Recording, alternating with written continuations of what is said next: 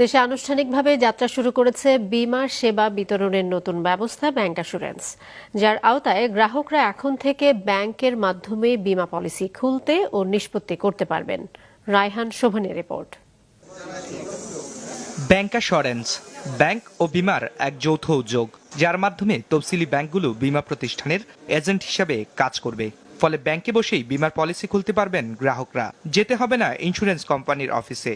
কেন্দ্রীয় ব্যাংকের চালু করা নতুন এই বিতরণ সেবা ব্যবস্থায় প্রথম বীমা প্রতিষ্ঠান হিসেবে অনুমোদন পেয়েছে গার্ডিয়ান লাইফ ইন্স্যুরেন্স, যাদের কোম্পানির বীমা এখন থেকে করা যাবে মিউচুয়াল ট্রাস্ট, ডাচ বাংলা ও সিটি ব্যাংকের মাধ্যমে। ডিস্ট্রিবিউশন চ্যানেল হিসেবে ব্যাংক আরো বেশি ব্যাপৃত, আরো বেশি স্প্রেড করা দেশের মধ্যে। তো কাস্টমাররা ওনাদের নিজস্ব ব্যাংকের থেকেই ইন্স্যুরেন্স কিনতে পারবে এবং আশা করি আরো বেটার ফাস্টার সার্ভিস পাবে।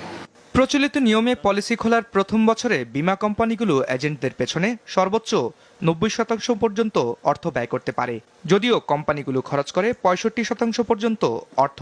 তবে ব্যাংকের মাধ্যমে বীমা বিক্রি করা হলে এই খরচ নেমে আসবে অর্ধেকে। ফলে সার্বিকভাবে কমবে বীমা খাতের খরচ, কমবে দায় নিষ্পত্তির ঝুঁকি, সুফল পাবে গ্রাহকরা।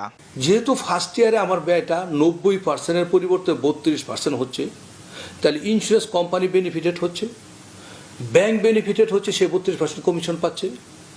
কাস্টমারকে তখন আমরা এই প্রোডাক্টগুলি যদি ইন্ডিভিজুয়ালি ভ্যালুয়েশনের আওতায় আইনা বোনাস ডিক্লেয়ার করি, তাহলে বোনাসটাও কাস্টমারে বেশি পাবে। সারা দেশে তফসিলি ব্যাংকগুলোর শাখা আছে এখন 11,239টি। এর মধ্যে গ্রামে আছে প্রায় 5,000-এর মতো। রায়হান শোভন, মাছরাঙা সংবাদ, ঢাকা।